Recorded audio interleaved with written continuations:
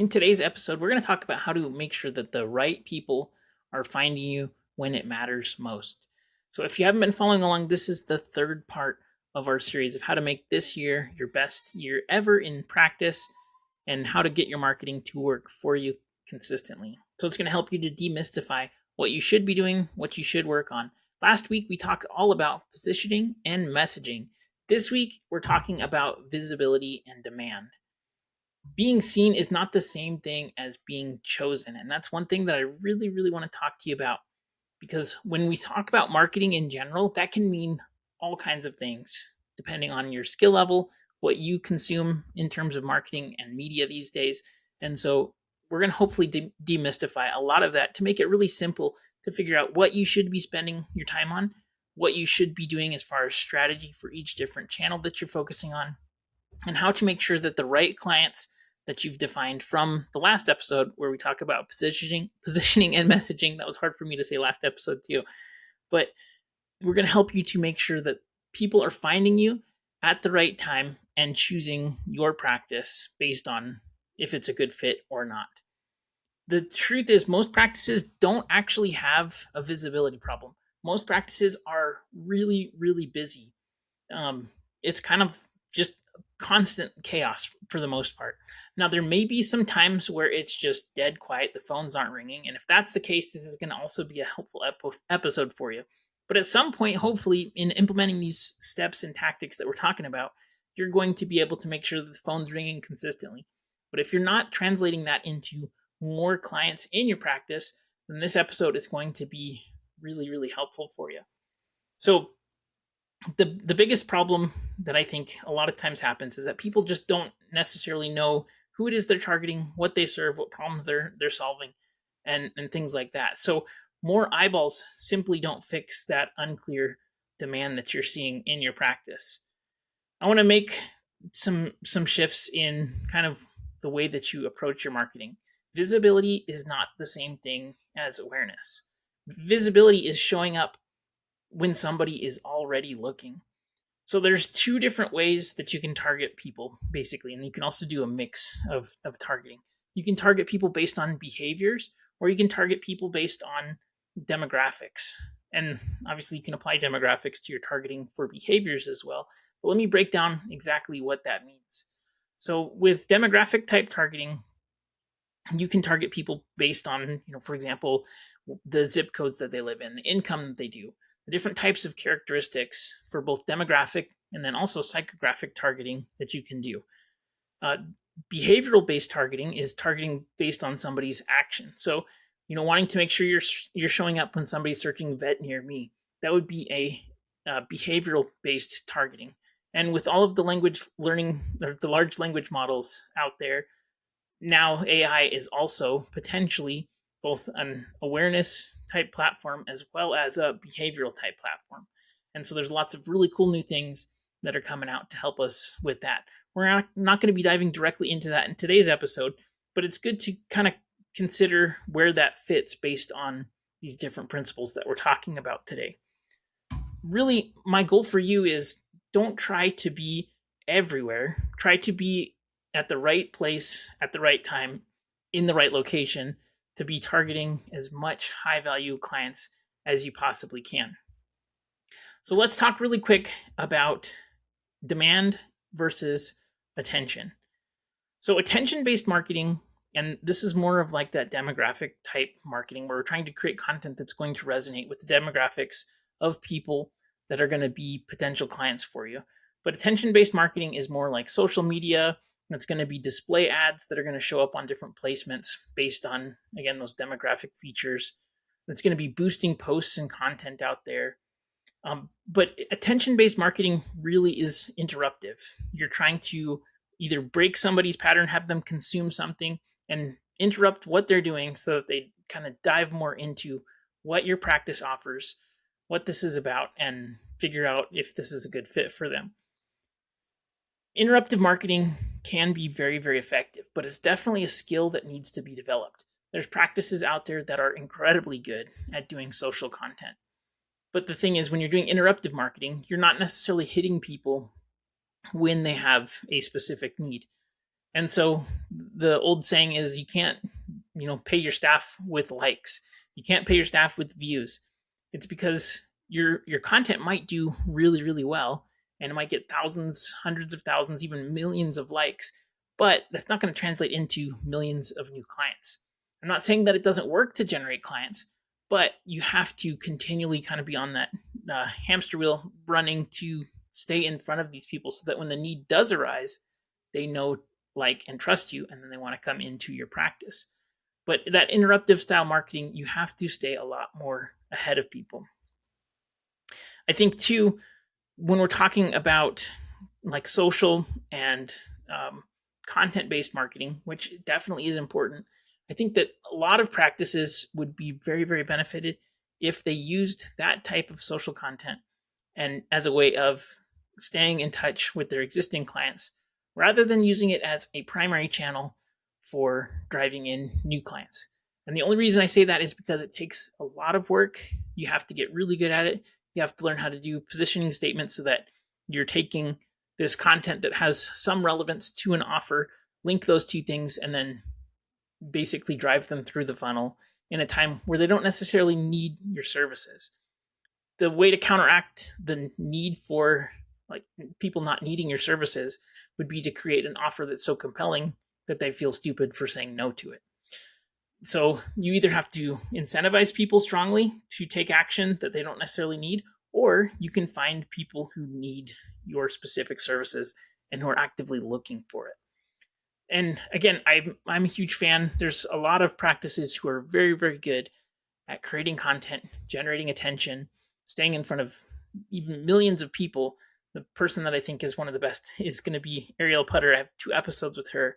She consistently helps practices get in front of millions of pet owners. And so that definitely has a lot of value. But if your practice is not as full as you wish it would be, or you're not necessarily trying to basically generate more attention and awareness, you're trying to generate more clients, I think focusing at least on the beginning of what you're going to really revamp and rework would be demand-based marketing. And so that's going to be things like search, that's going to be maps, that's going to be trying to rank for certain types of phrases within the language models and AI and SEO, getting reviews, referrals, things that helps to build demand right away.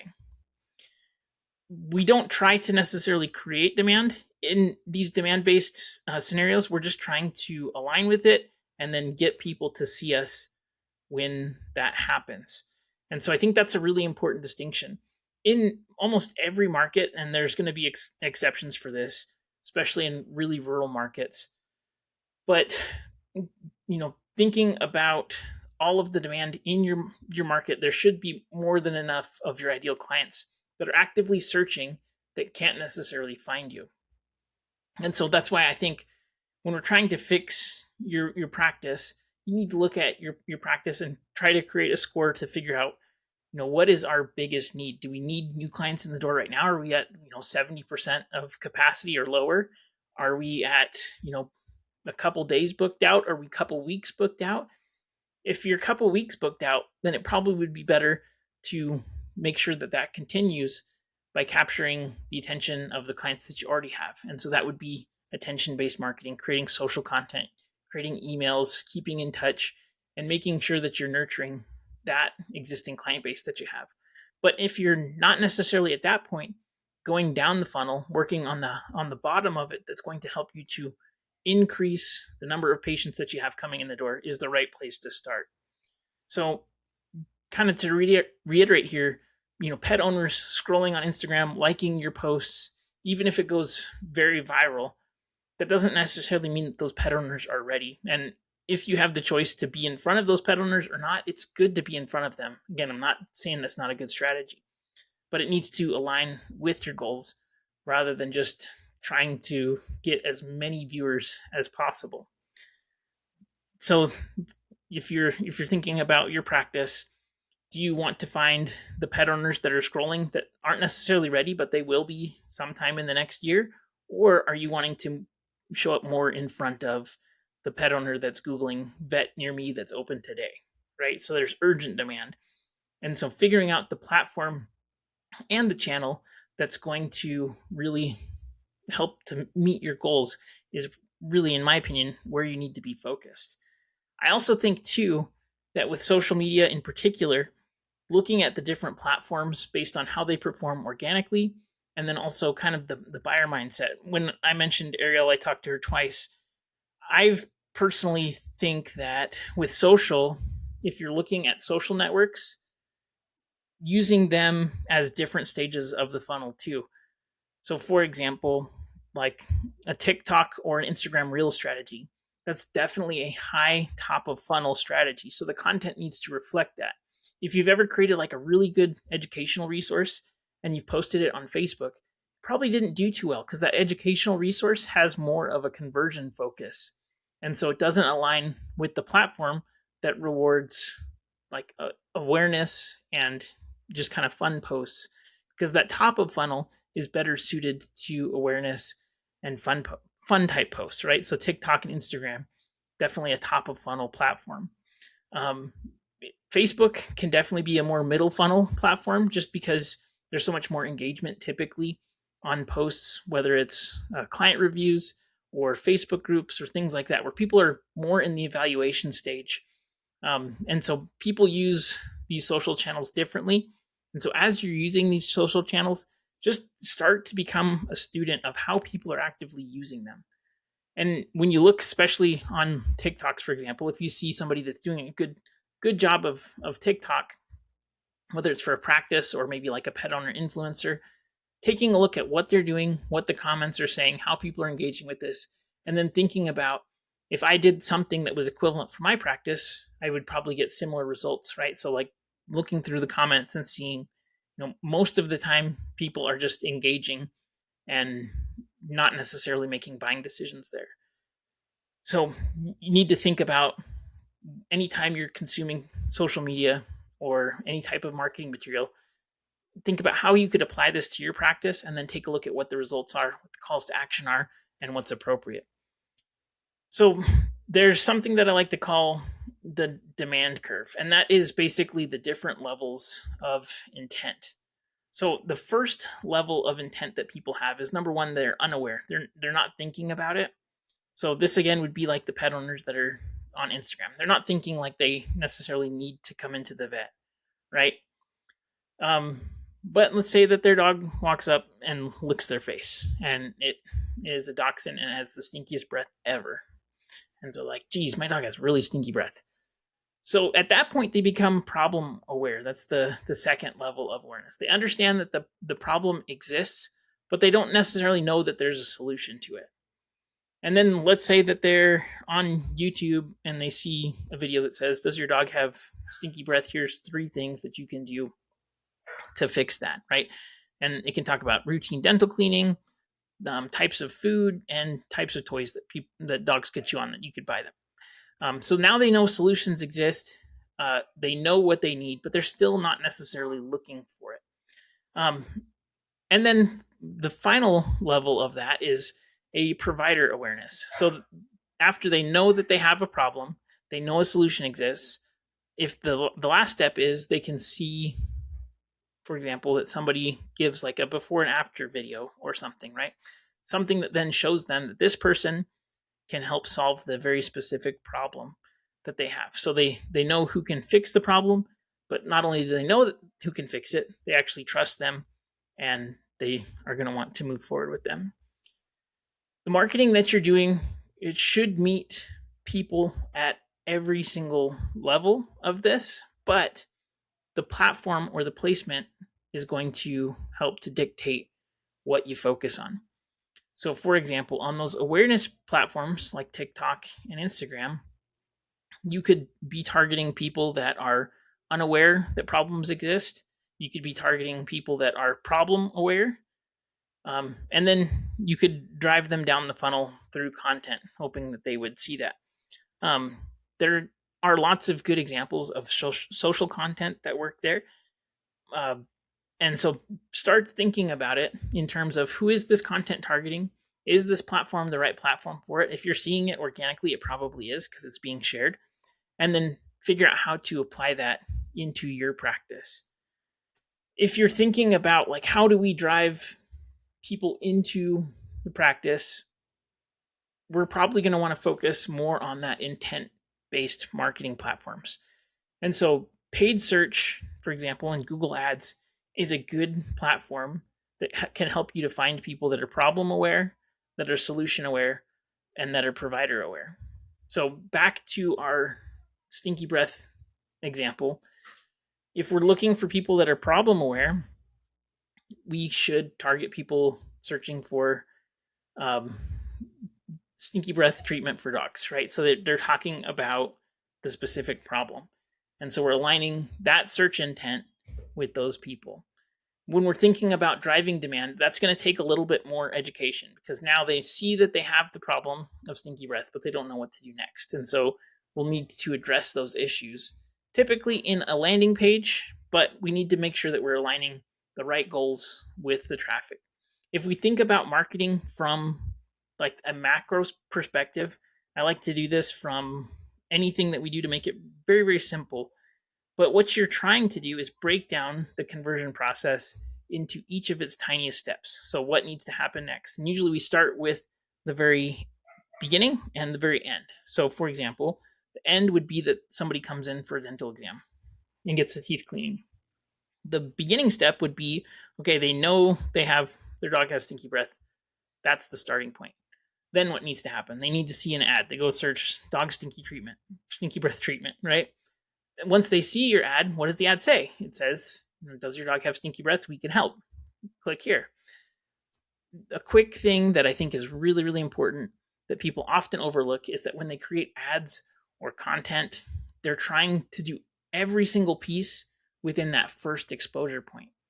Really, the purpose of an ad is to funnel the right people to the next step. And so that next step would be to give them more information. So somebody has interest, then we capture the attention, and then we can work on converting them. So stinky breath search, the ad would say, does your dog have stinky breath? We can help. They would click, and then that next step of the journey is handed off to the landing page. Now, a landing page is a specific web page that has information that's going to help them to acquire all of the information that they need to, and then perform the next logical step. So if we're targeting people that are problem aware, the next logical step would probably be to book an appointment. And that would probably be an ideal goal. But you could also add lead magnets in there, and lead magnets are an irresistible bit of information that you could give people. So like you could do a dental health guide, collect opt-ins, and then follow up and market with people. Typically, when you have some type of marketing that is kind of higher up in the funnel, so somebody knows they have a problem, but they don't know the solution exists, it takes more work to get them educated, so they won't be manipulated into making a decision. We're trying to persuade people. We're not trying to manipulate people. And anytime you have somebody that has a bad experience or has buyer's remorse, if you've ever had buyer's remorse, it's probably because the salesperson was really, really good. And so you ended up buying something that you didn't feel like you actually needed after you got it. And so we're trying to avoid that just because it's not going to create long-term good clients for you. And so using persuasive tactics, like here's all of these problems, educating the client, letting them understand what's happening, that is helpful. Manipulation is the opposite of that. It's going to cause buyer's remorse. It's going to cause bad reviews. People are going to feel like it was too expensive. It was a waste of money. It was a scam. We don't want that to happen. So the landing page is going to do the heavy lifting of giving people all the information that they would need so that they can make the next logical choice. Now, the positioning and messaging that we talked about last week is going to help you to create clear, concise benefit statements that help people understand the before and the after and how you help them to get there. So that is the basic way that we're going to work to drive people to convert, which is the next logical step. How can I do this next logical step? Here's all of these benefits. Let's move forward. And that's what we're after. If we're targeting people that are solution aware, and there's tons and tons of examples there. Real quick, I want to give you a few differences though, and we'll show you some different. There's a lot of distinctions within the solutions aware targeting option. So for example, if you had a pet owner that knew their dog's breath was stinky and that they knew they needed a dental cleaning, they might look up dog dentist near me or dog teeth cleaning near me, those types of searches. People know that they need that, they want it, and they're actively looking for it. And so that's a great place to target. And that's probably the majority of what we try to target when we're working with clients is we're targeting people who want and need your services, who are in market. They don't take convincing because they believe that they need it. And so they're looking for that provider. And that's really where there's so much opportunity. So if you're doing SEO, if you're doing paid ads, that's where you want to be spending the majority of your time getting that kind of traffic. The distinction that I wanted to mention to you was that within that solution aware searches, there are so many differentiations of people that are searching. So for example, if you do a tooth cleaning for pets, you're probably going to have some extractions in there. And so it just comes with the territory. So you'll also have people that are in market that are searching for like dog tooth extraction near me. And so if you think about that, most practices would say, yeah, I absolutely want those extractions because people are looking for extractions. It's a great revenue source. It's going to help the pet. We're going to be able to shine here.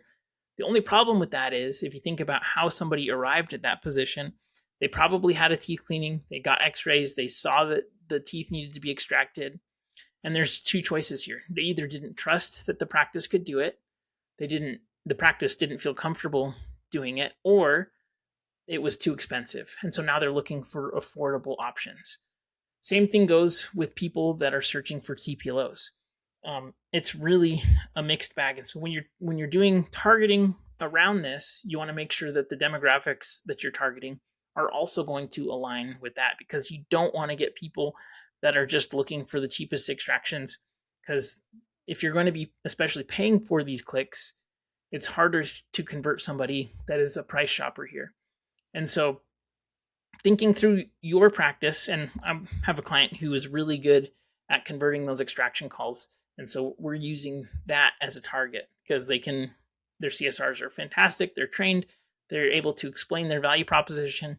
And so they feel comfortable getting those people that might be on the price shopper fence. So you have to think about, is this the right fit for our practice when you're doing these types of things? So, and I'd say that surgeries are a big one, especially more complicated surgeries.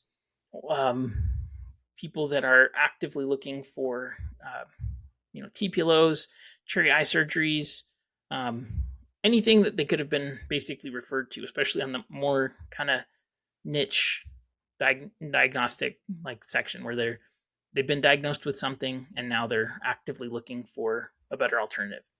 And I'd say most practices should be testing those types of things, by the way. So I don't want to, make you afraid of testing that. But at the same time, if there's more demand for, dog teeth cleaning and you're a dental practice that's just your general practice that's doing dentistry, if I had the choice between that and then people that were just solely looking for extractions, you probably would want to target more of the teeth cleaning side, just because that's going to also help you to get more long-term general clients too. So there's going to be some overlap there.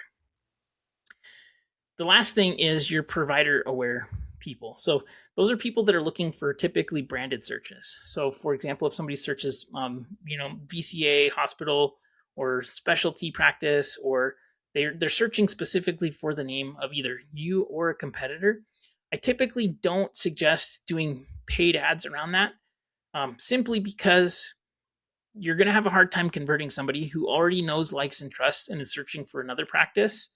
Your CSRs probably aren't great at converting that confusion traffic where people are thinking they're calling another practice, they get you on the phone. There's always going to be exceptions.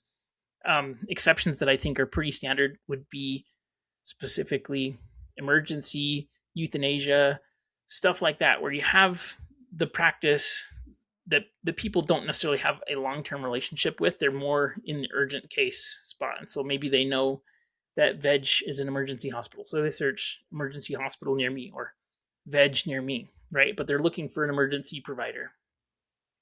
And so targeting those types of keywords and those searches would make sense because people want their problem fixed.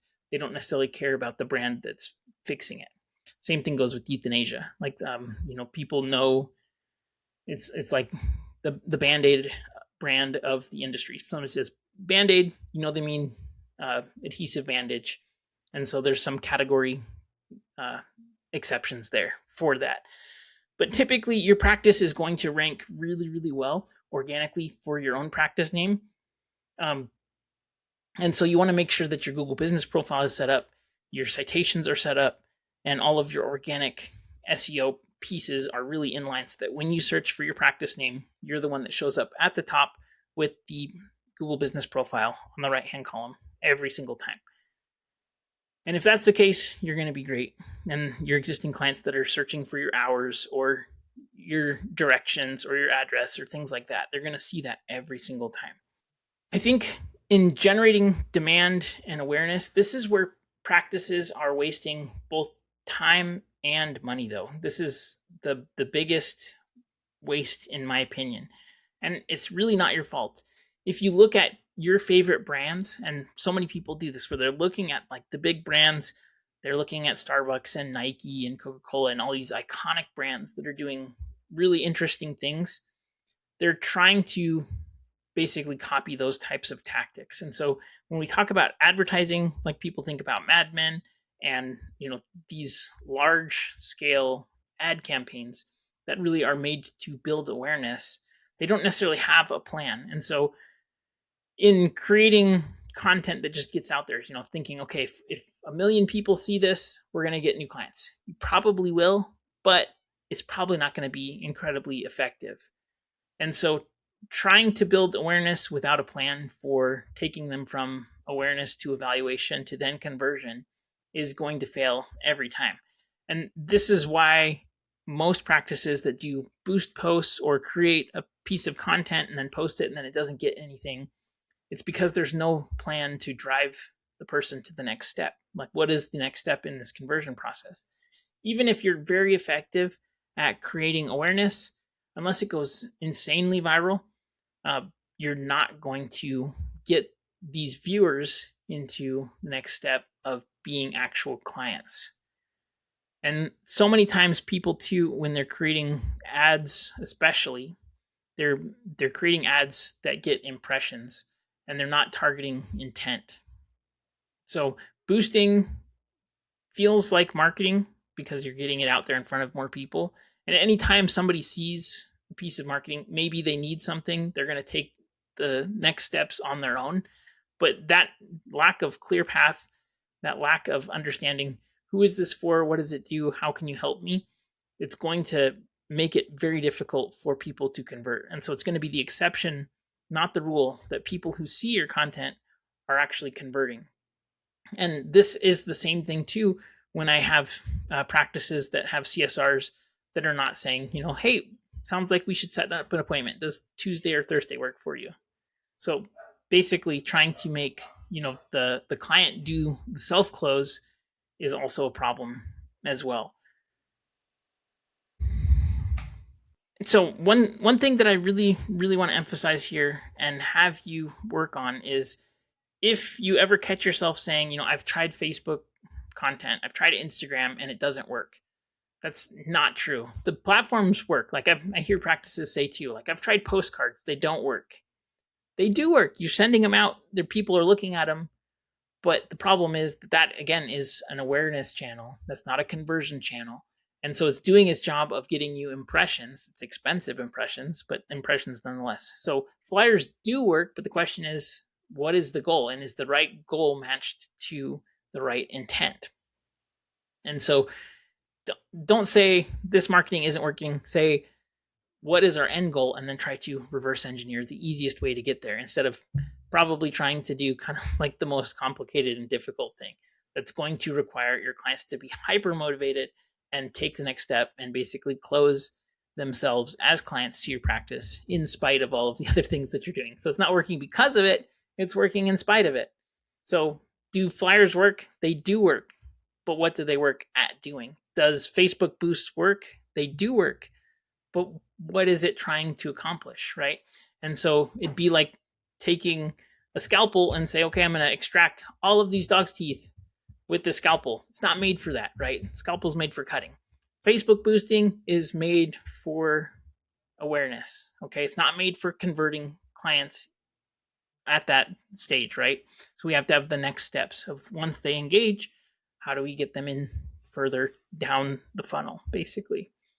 So I want you to think too, not just in terms of intent, but also visibility channels that you should have and the benefits of each of those. So I think there's 3 types of visibility. You have owned visibility, you have earned visibility, and then you have paid visibility. And there's pros and cons to each of these. The thing that I think you need to think about with the owned visibility, these are things that you should be building, because even if like Facebook went away or they banned you or you lost your account, you would still own it. So owned visibility would be things like your website, that would be your email list, that would be your Google business profile. And Google business profile, I think, is less fickle than like a Facebook page or a TikTok account where you could be banned very, very quickly. But you own that traffic. You don't have to pay for it to keep people coming back over and over again. And so if somebody finds you today through these channels, are you going to control that relationship? And with these things, you are. So you have your website, your email list, and your Google business profile. And your email list, I can't tell you how much I wish you would send more emails. I'm definitely going to be doing a series on email marketing here, but it is the most untapped channel for veterinary hospitals that's going to help you to get more people into your practice. Next, we have earned visibility. And so these basically are things that are going to help to lower fear and decision friction, but it takes work to get them. So that's things like your reviews, referrals, word of mouth. It's going to be your local reputation when people comment about you in Facebook posts or Facebook groups and things like that. This is stuff that you've earned because you've done a great job. And so these are also very, very important because it's part of the buying decision and the criteria that people use to come into your practice. So you want to make sure that you are building this type of visibility. It's very, very valuable. I did a podcast episode a few episodes ago with Dano from Starloop about how to increase the number of reviews that you get. It's a fantastic episode. Dano's a true expert around that. So be sure to check that out. And then we have paid visibility. And paid visibility, the con of it is you have to pay to get shown. But the pro of it is that you can control it. It's really, really detailed. And you can turn it up and down and on and off as needed. And so it's a channel that I think every practice should do, just because it helps to give you a lot more control. And even if your business is thriving and full, I don't think it hurts to run small campaigns so that if things ever changed, and the economy is just so fickle right now that, the news cycle is wild, having small campaigns that are performing efficiently, even if you're busy, so that you could scale it up if things slow down. It's like insurance, that, you have insurance not because you're expecting your practice to burn down, but if it did, insurance would cover it and you wouldn't be, fully out. I think approaching that from a busy standpoint, it's like insurance that pays you to get new clients. So that's things like Google search ads. That's going to be social ads. That's going to be retargeting. But it's basically renting the attention and visibility that these channels have. And so you do have to pay rent all the time. Again, that's the con. But it's going to help you to get more of what you're looking for and your ideal client. I think if we're talking about when to use this, when to consider each of these different types of visibility channels, I think social is really, really good for trust, education, community, staying in touch with your existing clientele. The part that it kind of lacks on is just mostly urgency. And there's always going to be exceptions, but typically people aren't on social like they are on search or using AI and things like that. So paid like traffic channels like Google. It's stronger for when there's a problem now, when time matters, or when somebody is comparing options. So if we think about this, social is great for warming up people, keeping them re-engaged, keeping in touch. It's social, right? Like people forget that social media means you're being social, but you're being social. Google is great for catching when somebody raises their hand and they're interested. Now, for local veterinary hospitals like yourself, maps, reviews, and proximity are the key factors that are going to help you to make sure that your practice is shown when somebody needs it, especially on the organic side. Google Business Profile is incredible because it is free and it has some really good tools. It doesn't have as much detail and attribution as you would like, but still it has a lot of good key indicators on what's going on in your practice. So I think that especially with Google Business Profile, it's not something that you have to do all the time, but at least a quarterly check-in just to make sure that everything is set up properly and you're in line with where you want to be. So with Google Business Profile, you want to make sure that you have your primary category set correctly. You want to make sure that your secondary categories, as many as you can find that are going to be relevant to your practice, are also selected. And then what you need to be focused on with your Google Business Profile is going to be reviews, not just total number of reviews, but also frequency of reviews.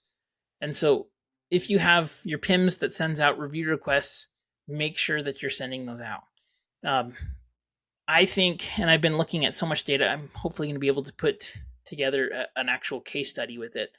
But from dozens of practices that I've been reaching out to and seeing how they request reviews, I'm always asking questions about how they're getting their reviews, especially practices that are getting lots of reviews.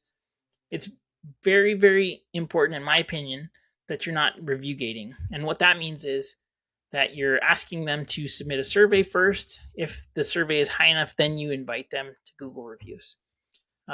Most practices that are doing a good job and providing great service will not get bad reviews. And of the people that go through your survey first, and let's say they give you 10 stars on your survey, and then you invite them to go give a 5-star review, it's such a small percentage. I'm seeing about 5% of the people who submit the survey actually go to the next step to leave a review. And so you're missing out on like 95% of the 5 stars reviews because people think, oh, I already gave feedback. I don't need to leave a public review. And they don't understand that you're trying to review gate there. So I know it feels scary, but truly consider avoiding that survey step. In my opinion, it's not as good. So make sure, again, that that's all set up properly. And then I have a tool that I use that helps you to see exactly where your practice ranks against your competitors. And I would suggest auditing that to see what you're doing. And there's a bunch of tools that can help you further. If you're interested, reach out and I'd be happy to provide you with one of those reports for free. If you send me an email at brandon@maverickdigitalmarketing.com. But local visibility is really, really important for reassurance and then also volume of new clients. And so that should be the primary focus, in my opinion, making sure that you're consistently getting reviews every single week. I would try, if I was a general practice, I would shoot for 5 reviews a week at least. And I think even a single doctor practice could have enough volume to get that done. But it just really needs to be emphasized, and the team needs to be asking for reviews regularly. So what I would like for you to do this week is to go through your practice data, if you can, and see where are your clients coming from. Are your clients coming from social? Are they coming from Google? Are they coming from your website? Are they coming from Google Maps? Like, where exactly are your clients coming from? So identify the places where you're seeing the most high quality clients, and then think about the opportunities that you have in your practice, whether you want to be doing some Google ads. Maybe you're not getting as many clients from Google as you thought. Maybe most of them are just coming in from referrals. That shows that there's probably a really big opportunity to capture that demand. Google Ads is a great demand capture tool. It's not a branding tool unless you're going to be creating content, doing YouTube, and there's definitely Google platforms and placements that have that awareness play, but most practices, in all honesty, don't need that. I would focus my awareness plays more on social. But it is a demand tool that when your positioning is clear and your visibility is clean and your follow up is ready, Google is a great placement for that. So if you're looking for more calls and more people who want service today, it's a great place for that. Or if you have very niche specific services that you're looking to attract, Google is amazing for that. So this week, please go through, audit, and find out where your leads of your clients are actually coming from. Identify one bottleneck, and then just commit to fixing that bottleneck this week. You don't have to fix everything, just fix one. And if you're posting on social, take a look and see, are you posting more awareness content that's getting good engagement? And if so, if you're generating that awareness, let's think about how you can take that awareness and turn it into evaluation, and then turn that evaluation into conversion. So I hope this was helpful. If you have any questions or you need help with anything, please don't hesitate to reach out. I hope this was helpful again, and thanks for listening. If you enjoyed this episode, be sure to share it with somebody who you think could benefit from it, and I'll see you soon.